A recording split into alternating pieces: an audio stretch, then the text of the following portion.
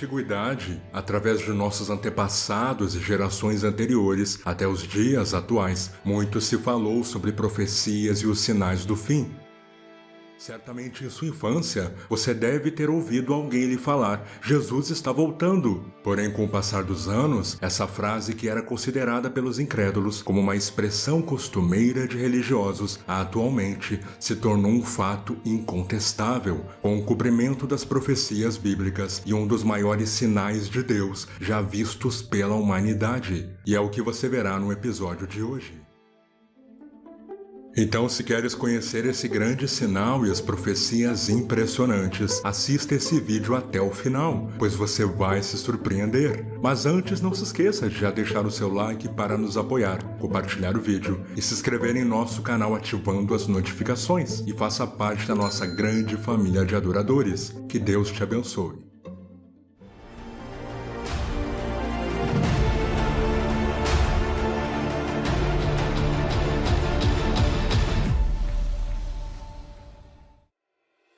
Nos últimos dias, a repentina escalada do conflito da Rússia e a Ucrânia fez todas as nações terem os seus olhos voltados para o continente europeu e contemplar que o princípio das dores que Jesus nos advertiu em Mateus capítulo 24 se iniciou.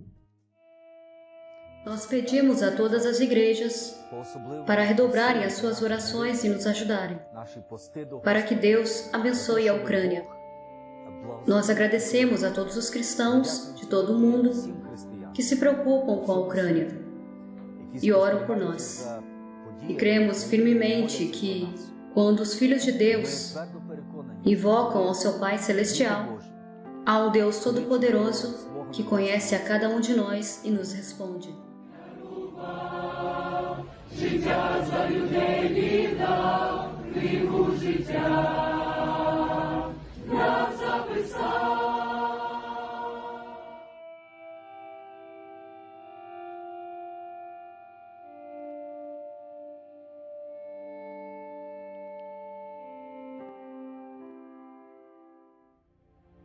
Depois dessas demonstrações públicas de fé, Israel se pronunciou a favor do país. Porém, a Rússia não gostou do posicionamento e discordou da soberania de Israel sobre as colinas de Golã e Jerusalém, regiões que pertencem à Terra Santa. Mas após os desentendimentos, a Ucrânia também pediu para Israel intervir no conflito, e logo depois o governo russo emitiu um alerta. Em questão de dias, aconteceram todos esses desdobramentos que surpreenderam até os mais renomados teólogos e historiadores e fizeram muitos se questionarem. Será que já estamos no início do cumprimento de uma das maiores revelações da Bíblia Sagrada, a profecia de Gog e Magog?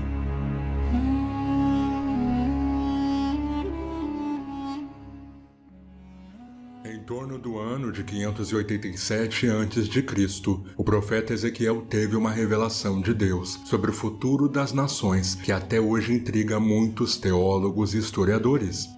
No livro de Ezequiel, capítulo 38 ao capítulo 39, o profeta cita o surgimento de um líder de um grande exército chamado Gog, que viria da terra do neto de Noé, Magog, ao lado de nações aliadas para um único objetivo: levantar-se contra Israel.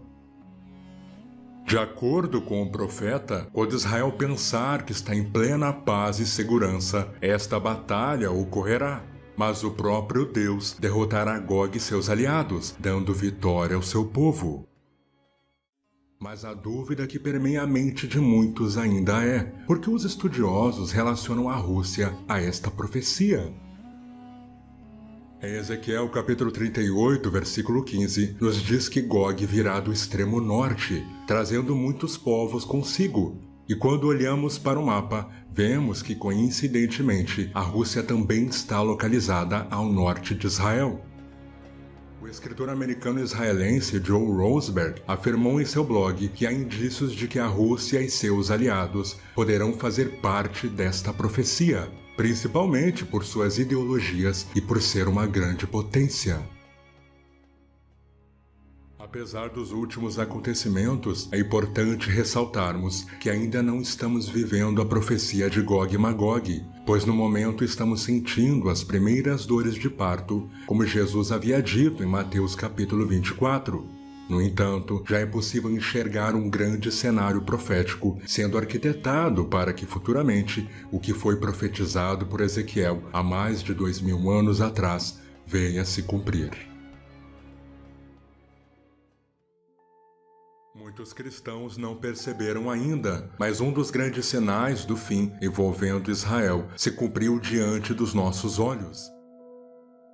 Em seu documentário lançado em 2003, o historiador americano Dave Hunt apresenta claras evidências que comprovam que tudo o que aconteceu com o povo israelita tem uma forte ligação com as profecias do Apocalipse, inclusive a sua preservação divina.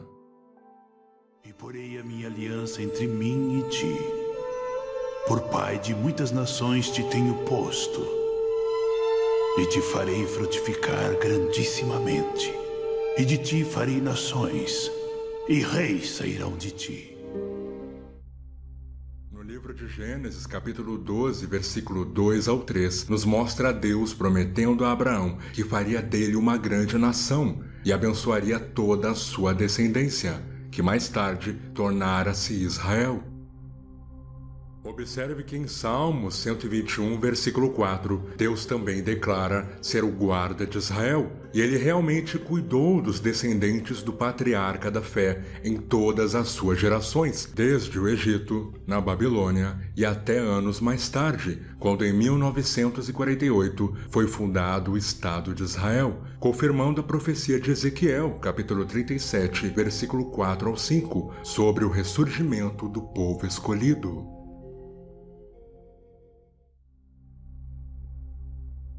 Os anos se passaram e a proteção do Senhor permanece sobre os israelitas, inclusive em seu exército. Israel já venceu diversos conflitos, mesmo com muitas desvantagens, como na Batalha dos 6 Dias. Porém, 25 anos depois, os soldados presenciaram um grande reforço sobrenatural vindo do céu, a mão do próprio Deus.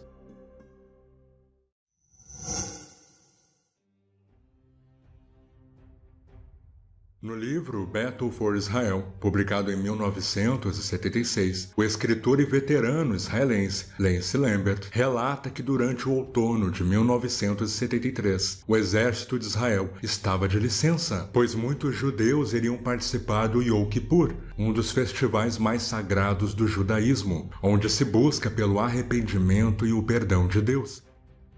Devido à importância da data, haviam poucos soldados nas colinas de Golã, que se localiza ao norte da Terra Santa. Por isso, os que estavam em atividade nessas proximidades foram covardemente surpreendidos no mesmo dia, com a invasão de 4 nações inimigas de Israel, apoiadas pela Rússia.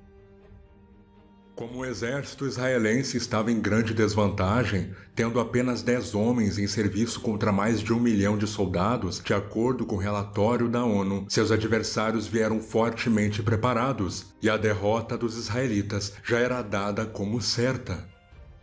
They had done this following a preparation of some 3 years, a very meticulous preparation, in which they were trained and prepared for this very moment by the Russians.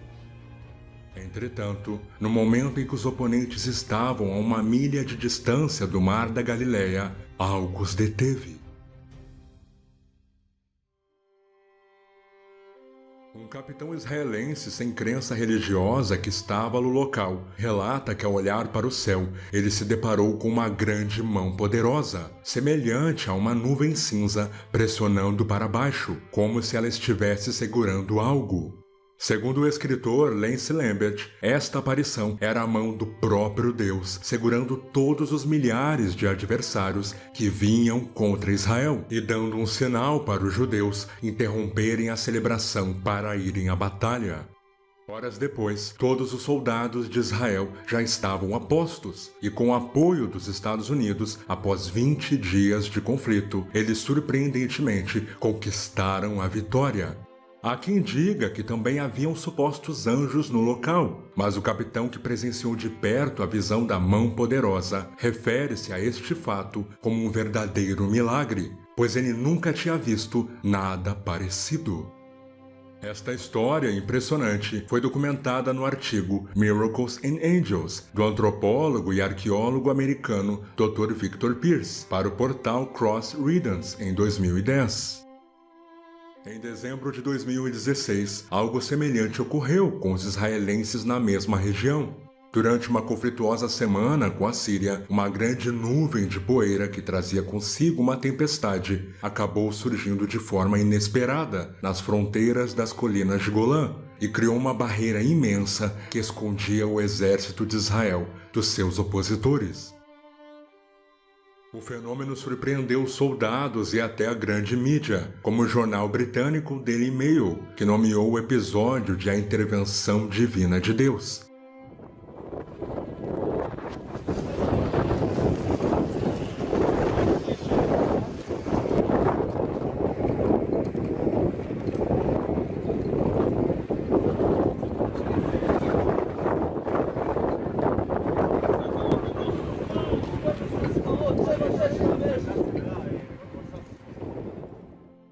Perceba que todos esses acontecimentos que mostramos aqui envolvendo Israel não se tratam de meras coincidências, mas são provas reais de que Deus nunca mudou, pois a sua proteção se perdurou por todos esses anos sob os descendentes de Jacó, como diz Malaquias capítulo 3, versículo 6. Mas você deve estar se perguntando por que a preservação deste povo é considerada como um cumprimento de um dos maiores sinais do fim.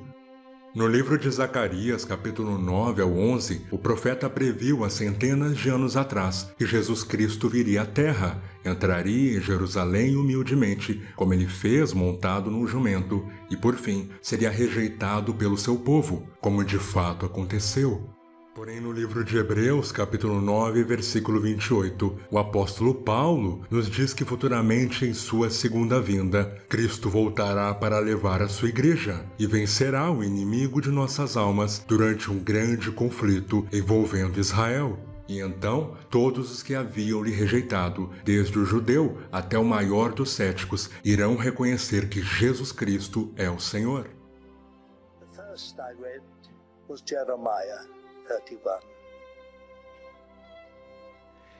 Did you notice that the Lord said something wonderful? Listen carefully. Hear the word of the Lord, O ye nations, declare it in the isles that are far off. He that scattered Israel will gather him, and keep him as a shepherd does his flock. In other words, Israel is a sign, a divine sign to the nations. She is a divine sign in her scattering. She is a divine sign in her regathering. And she is a divine sign in her being kept and preserved by God. Portanto, a preservação divina de Israel é uma grande evidência da vinda do Messias. E nós devemos estar preparados para este momento, pois o princípio das dores já começou e muitos sinais estão se multiplicando na terra, nos provando que o Cordeiro de Deus, que tira o pecado do mundo, o nosso Senhor Jesus Cristo, está voltando. Eu vos envio para reunir minhas ovelhas. E indo, pregai, dizendo: é chegado o reino dos céus. Eu sou o bom pastor, e conheço as minhas ovelhas, e das minhas sou conhecido. Assim como o Pai me conhece a mim, também eu conheço o Pai, e dou a minha vida pelas ovelhas.